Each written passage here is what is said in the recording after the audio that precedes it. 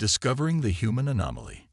In the cold depths of interstellar space, the Galactic Empire scout ship Ascendant emerged from hyperspace at the edge of an unremarkable yellow star system. Commander Zaran stood on the bridge, his forearms clasped behind his back as he studied the holographic display of the system's planets. "Another primitive world for the Empire's collection," he said to his first officer, Kellic. The insectoid Kellic chittered in agreement, her compound eyes reflecting the soft blue light of the ship's instruments. This was their 1000th survey mission, and they expected it to be as routine as all the others. That assumption lasted exactly 12 minutes. "Commander, I'm detecting something unusual around the third planet," the sensor officer, a young Avor named Rilu, called out. Zaran moved to the sensor station, his hooves clicking against the polished floor. "Define unusual." Rilu's long, dexterous fingers danced across his console, bringing up detailed scans. "The planet is surrounded by artificial satellites, sir. Thousands of them. And there's debris. A lot of it. It's like they've been launching things into orbit for centuries without cleaning up after themselves." This caught Zaran's attention. Most species rigorously clean their orbital spaces as soon as they develop the capability. Messy orbits meant collisions, and collisions meant chaos. The Empire had built its 10,000-year reign on the suppression of chaos. "Show me their transmission patterns," Zaran ordered. The holographic display shifted, showing thousands of crisscrossing lines of radio waves, tight beam transmissions, and various other communications. They spiderwebbed the planet in a dizzying array of color. "By the Creator," Kellic whispered, her mandibles quivering. "I've never seen such a complex communications network from a pre-contact civilization." Zaran's eyes narrowed. "Analyze their transmissions. I want to know what languages they're using." There was a moment of silence as the ship's AI processed the request. Then, a chime. "Analysis complete," the AI reported in its serene voice. "The inhabitants of Sol 3 are communicating in 9,234 distinct languages." The bridge went utterly silent. Even the constant thrum of the ship's ion engines seemed to fade. 9,000, Zaran repeated slowly. "For a single planet, that's impossible. No species maintains that level of linguistic diversity after achieving spaceflight. It's inefficient." And inefficient was the highest criticism in the Empire's vocabulary. "Bring us in closer," Zaran commanded. "I want a full scan of their orbital infrastructure." As the Ascendant glided towards Earth, its powerful sensors mapped out a staggering network of satellites, space stations, and orbiting habitats. There were solar power arrays the size of small moons, vast orbital factory complexes, and glittering webs of self-assembling nanostructures. And weapons. So many weapons. Missile platforms, beam projectors, kinetic kill vehicles, all pointed both outwards and at each other. "They're not unified," Kellic observed, a hint of disbelief in her voice. "They achieved all this while still divided." Zaran felt a cold weight settle in his stomach as he watched the blue-green world of Earth slowly rotate beneath them. A world of contradictions, a world of impossible diversity, a world, he suddenly realized, that the Empire may have gravely underestimated. "Send an immediate message to Imperial Command," he ordered, his voice tight. "Inform them that we've encountered a Level 5 civilization." He paused, considering the magnitude of what he was about to say. "And recommend that the conquest of Sol 3 be designated a priority Omega task." On the view screen, Earth continued its serene rotation, unaware that its very existence had just violently upended 10 millennia of galactic imperial doctrine. But that blissful ignorance would not last long. The Empire was coming with all the might and fury of a galaxy-spanning superpower. And against that fury, Earth would need more than just technological marvels or unprecedented achievements. It would need a miracle. Assessing the Terran threat. Deep in the heart of the Galactic Imperial Intelligence Directorate on Pra Prime, Chief Analyst Skro was drowning in data. In the days since the Ascendant's discovery of Sol 3, the Directorate had pulled every byte of data it could find on the distant world and its enigmatic inhabitants. Scro's task was to compile it into a threat assessment for the Imperial High Command. It wasn't going well. "This makes no sense," he muttered, his long, scaly fingers flicking through holographic projections. "No sense at all."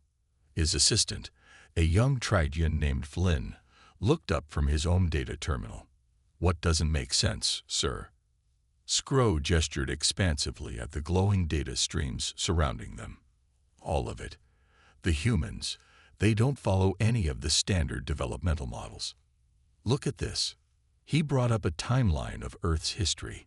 They discovered radio just over 100 of their years ago. A mere 66 years later, they launched their first artificial satellite. And only a decade after that, they put one of their own on their moon. From first flight to lunar landing in less than a century. Flynn blinked. "That's fast." "Fast." Scro laughed humorlessly. "It's unprecedented.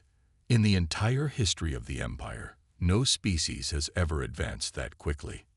He paused, then added quietly, "Well, except one." Flynn's eyes widened. "You don't mean?" Scro nodded grimly. "The Vrith. And we all know how that ended." A shudder passed through the room. The Vrith Rebellion was the darkest chapter in Imperial history, a devastating civil war that nearly toppled the Empire at the height of its power. The Vrith had been relative newcomers to the galactic stage, a species that had advanced with terrifying speed and skill. And now, it seemed, the humans were following in their footsteps. Scro turned back to the data, determined to uncover the secret of humanity's success. He combed through terabytes of intercepted transmissions, poring over their scientific publications, historical records, and cultural artifacts. And as he did, a pattern began to emerge, a pattern that chilled him to his core. "Flynn," he said softly, "look at this." He brought up a series of historical events, wars, revolutions, technological breakthroughs. They were all clustered together, each one seemingly spurring the next in a relentless forward surge. "They're world wars," Scro pointed out. "Massive global conflicts that killed millions. But look what came out of them. Rapid advancements in aviation, rocketry, nuclear physics. And then this." He highlighted a term. "The Cold War, a period of intense ideological and technological competition between two superpowers. They pushed each other to develop ever more advanced weapons, to explore space, to reach for the stars."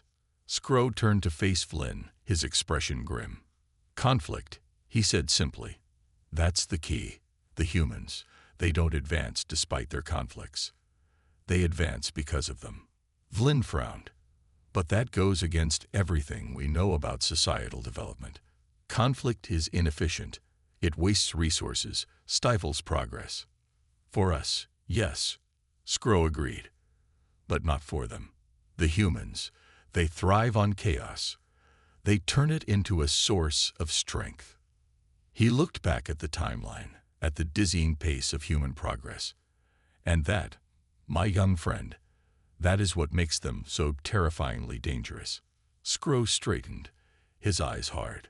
"We need to warn the High Command. The humans are not just another primitive species to be conquered. They are an existential threat to the very foundation of our empire." As Flynn hurried to relay the message, Scro turned back to the holographic Earth floating serenely above his desk. A world of blue oceans and green continents, of soaring cities and sprawling wilds. A world that had given birth to a species like no other. A species that, if left unchecked, could one day challenge the Galactic Empire itself. "Creator, have mercy on us all," Scro whispered, "for I fear the humans will not." Initiating first contact. The Imperial First Contact Fleet hung in the void above Earth, a gleaming array of golden ships that dwarfed anything humanity had ever built. At the center of the formation was the Resplendent, the personal flagship of Fleet Lord Vrax. Vrax stood on the bridge, his massive form clad in the ceremonial armor of his rank. He was a kragan, a species known for their martial prowess and unshakable loyalty to the Empire. To him fell the honor and the burden of bringing Earth into the Imperial fold. "Initiate primary broadcast," he rumbled, his voice like the grinding of continental plates. A series of tones echoed through the bridge as the fleet's powerful communication arrays aligned towards Earth. Then, with a final resonant chord, the transmission began. "People of Sol 3, Vrax began," his words translated into thousands of human languages by the fleet's linguistic matrices. "We are the Galactic Empire. Your world has been chosen to join our great civilization. You stand on the threshold of a new era. An era of peace, prosperity, and enlightenment under the wise guidance of the Imperial throne." He paused for effect, letting his words sink in. This was a moment he had experienced 1,000 times before, the grand pronouncement of Imperial dominion. He knew what came next: awe, submission, gratitude. The primitive species of the galaxy were always so predictable. But as the seconds ticked by, there was only silence from Earth. No response, no acknowledgement, no sign that his message had even been received. Vrax frowned. "Communications," he barked. "Is the transmission getting through?" "Yes, Fleet Lord," the communications officer replied, a note of confusion in her voice. "We're broadcasting on all frequencies, in every major human language. They're definitely receiving us." Vrax's frown deepened. Then why aren't they responding? As if on cue, a chime sounded from the communications console. "Incoming transmission from Sol 3.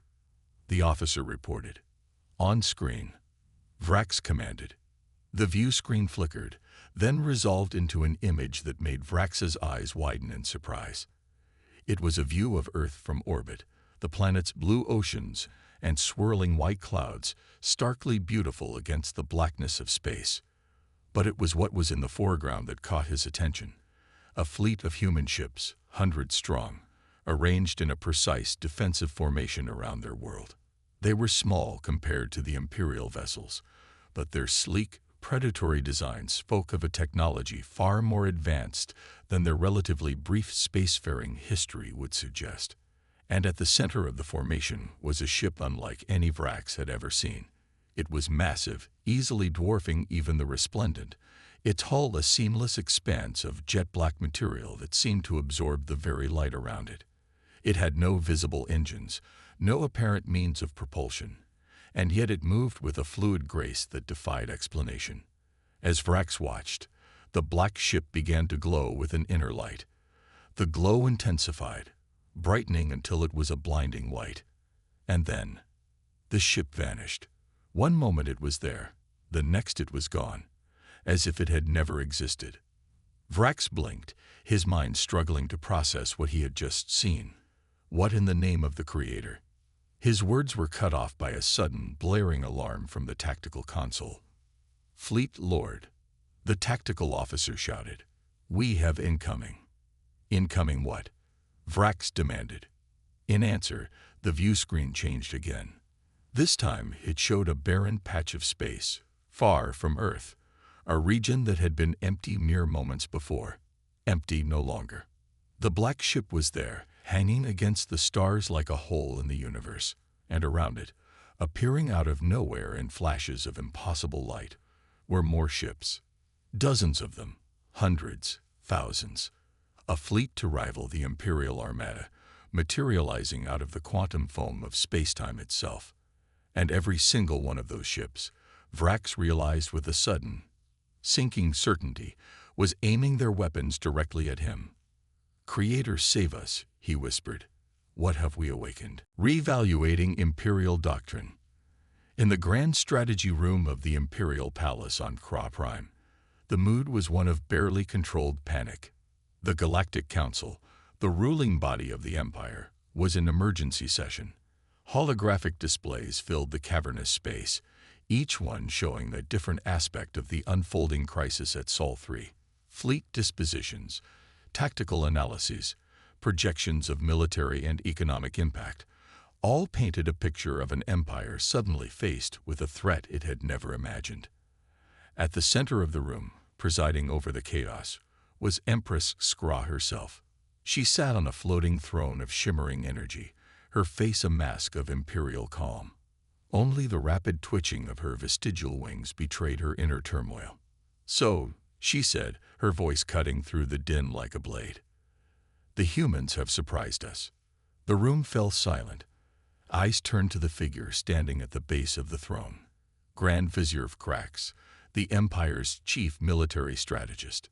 "More than surprised, Your Majesty," Vrax said grimly. "They have completely upended our understanding of their capabilities." He gestured to one of the displays. It showed a frozen image of the human fleet that had appeared so suddenly on the edge of Sol space. Sleek black ships with impossible drives and unimaginable weapons. "This technology," Vrax continued, "is beyond anything we've ever seen. Beyond anything we thought possible for a civilization at their stage of development." Skra's eyes narrowed. How did our intelligence miss this? How did we not know they were so far advanced? Vrax bowed his head. We do not know, Your Majesty. The humans, it seems, have been very good at hiding their true potential." He brought up another display, a complex web of glowing lines and nodes. "What we do know is that the humans have been preparing for this moment for a long time. Our analysis of their historical records and intercepted communications reveals a species that has been obsessed with the idea of extraterrestrial contact and extraterrestrial threats for centuries. They've imagined this scenario," Skra murmured, realization dawning. "In their fictions, their simulations, they've been wargaming our arrival for generations." "Not just wargaming," Vrax said. "Planning. Preparing. The technological leaps we've seen, the quantum drives, the phase weapons, these are not the products of some rushed crash program. They are the fruits of a long, focused effort. An effort that, until now, was kept carefully hidden from us." Skra leaned back in her throne, her mind racing. In all the long history of the Empire, no species had ever managed to conceal such advanced capabilities. It spoke of a level of discipline, of long-term strategic thinking, that was deeply unsettling. "There's more, Your Majesty," Vrax said quietly. "We've analyzed the human fleet's disposition and tactics. They're not just technologically advanced. They're militarily sophisticated in a way we've never encountered before." He highlighted a series of tactical displays. "Look at this, the precision of their formations, the coordination of their movements. This isn't the work of a single, unified military. It's the product of multiple, independent actors working in perfect synchronicity." Skra frowned. "Multiple actors? You mean?" Vrax nodded. "The human nations, Your Majesty, they're not just technologically advanced. They're politically advanced. They've achieved a level of cooperation and coordination that we would have thought impossible for a divided species." A murmur ran through the council, a murmur of disbelief, of fear. For a species to advance so far, so fast, while still divided, it defied everything the Empire knew about the nature of civilization. "We need to reevaluate our entire approach," Skra said, her voice hard. "Our doctrines, our strategies, everything we thought we knew about the dynamics of first contact and imperial expansion." She looked around the room, her gaze settling on each counselor in turn. "We are facing a new kind of adversary," she said, "one that challenges the very foundational assumptions of our empire. If we are to prevail, if we are to bring the humans into the imperial fold, we will need to adapt in ways we never have before." The counselors nodded, their expressions grim. They knew the stakes.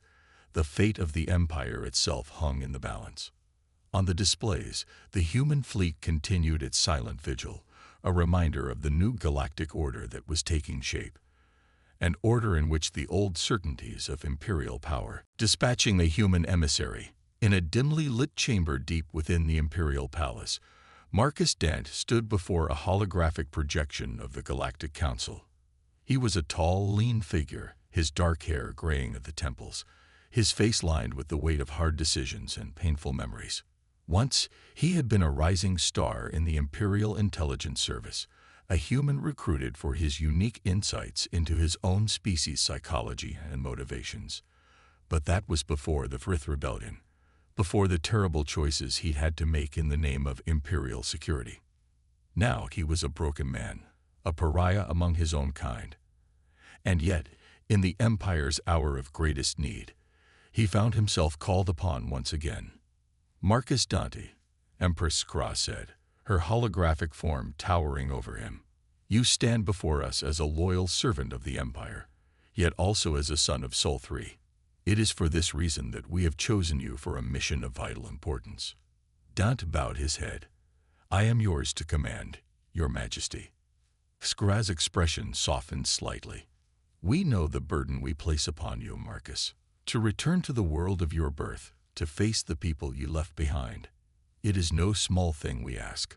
She gestured, and a new hologram appeared, a representation of the human fleet at Sol. "But you are uniquely suited for this task. You understand the humans in a way none of us can. You know their ways, their thoughts, their very souls." Dante looked up at the fleet, his eyes haunted. "And what exactly is my mission, Your Majesty?" "You are to return to Sol 3. Skra said, "to open a channel of communication with the human leadership, to find a way to bring them to the negotiating table." She leaned forward, her gaze intense. "We cannot win this through force of arms alone, Marcus. The humans have shown us that. If we are to bring them into the Empire, it must be through diplomacy, through understanding.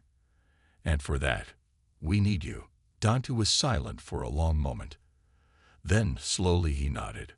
"I understand, Your Majesty. I will do as you command." Skra smiled. "We know you will, Marcus. You have never failed us." But as the hologram faded and Dante was left alone in the darkness, he couldn't help but wonder if this mission might be the one that finally broke him. Days later, Dante stood on the bridge of the ISS Envoy, a sleek diplomatic vessel cutting through the void towards Earth. Beside him stood Laxra, his imperial handler, a lithe reptilian figure with cold, calculating eyes. "Remember your task," Laxra hissed. "You are to establish contact with the humans, to bring them to heal. Nothing more." Dante nodded, his face expressionless. "I understand my mission." But as Earth grew larger in the view screen, a blue and green jewel against the blackness of space, he couldn't suppress a twinge of bittersweet nostalgia. This was the world that had given birth to him, the world he had left behind so long ago. A world that, for all its flaws and divisions, he had never stopped loving. "Incoming transmission from Sol 3, the communications officer reported. They're hailing us." Dante took a deep breath. On screen, the view screen flickered, and a face appeared, a face that made Dante's heart skip a beat. It was a woman, her dark skin lined with age, her eyes fierce and uncompromising. Admiral Zara Okafor, his former mentor, his oldest friend, and the one person in the universe he had hoped never to face again. "Marcus," she said, her voice cold. "It's been a long time." Dante swallowed. "Admiral Okafor, I come on behalf of the Galactic Empire to open negotiations." "Save it." Okafor cut him off. "I know why you're here, Marcus. I know what you've become. A traitor to your own kind, a lapdog of the Empire." Dante flinched as if struck. "Zara, please, I'm trying to prevent a war." "A war your masters started," Okafor snarled. "When they came here with their arrogance and their threats, thinking they could bully us into submission." She leaned forward, her eyes burning into his. "We've been preparing for this day, Marcus. While you were out there serving your new empire, we were building, growing stronger, waiting for the moment when we would have to defend our freedom." Okafor straightened, her face hard. "That moment is now. So you can take your negotiations and shove them. Earth will never bow to imperial rule. We'll fight you to the last breath, the last ship, the last man, woman, and child." Dante stared at her, a deep sadness in his eyes. "Zara, don't do this. The Empire, it's not what you think. There's so much I could show you, so much we could learn from each other. But Okafor just shook her head. You've made your choice, Marcus, and we've made ours. The next time we meet, it will be as enemies. The screen went dark. Dante stood there, staring at his own reflection, a man torn between two worlds, two loyalties. And he wondered, not for the first time, if he had made the right choice all those years ago. Uncovering a third player. As the ISS Envoy hung in orbit over Earth, its crew preparing for the delicate dance of diplomacy and threat that was to come, something unexpected happened. Another ship appeared at the edge of the Sol system, a ship unlike any the Empire or the humans had ever seen. It was vast, dwarfing even the largest of the Imperial dreadnoughts. Its hull was a shimmering, opalescent white, shot through with veins of pulsing energy. It moved with a fluid, organic grace, as if it were less a machine than a living thing. On the bridge of the Envoy, alarms blared as the sensors detected the intruder. Laxra hissed in surprise, her reptilian eyes wide. What in the name of the Creator is that? Dante shook his head, equally stunned. I don't know. It's not one of ours, and it's definitely not human. As they watched, the alien ship glided serenely towards Earth, ignoring the suddenly frantic communications from both the Imperial fleet and the human defenses. It took up a position in high orbit, and then, with a blast of energy that lit up half the solar system, it opened fire on both sides. Beams of scintillating light lanced out from the alien ship, slicing through Imperial shields and human armor like a knife through silk. In seconds, dozens of ships on both sides were drifting wrecks, their crews flash vaporized by the unimaginable energies unleashed upon them. We're being hailed, the communications officer shouted over the chaos. From the alien ship, Dante and Laxra exchanged a look of pure disbelief. Then, Dante nodded. On screen. The view screen wavered, and a figure appeared that made everyone on the bridge gasp in shock. It was humanoid, but only in the loosest sense, a slender, androgynous being with skin that shimmered with the same pearlescent light as the ship's hull. Its eyes were pools of swirling energy, its voice a melodious resonance that seemed to bypass the ears and speak directly to the mind. Children of the Empire, children of Earth, it said, we are the Axiom. We have watched your petty squabbles with amusement and disdain. But now you trespass on that, which is ours by ancient right and sacred law. The being's form shimmered, and suddenly the screen showed an image of Earth, but an Earth transformed, its continents reshaped, its oceans glowing with strange energies. Behold, the Axiom said, the world you call Sol 3, the cradle of humanity. But it is so much more than that. It is a crucible, a testing ground, a living experiment in the very fabric of life itself.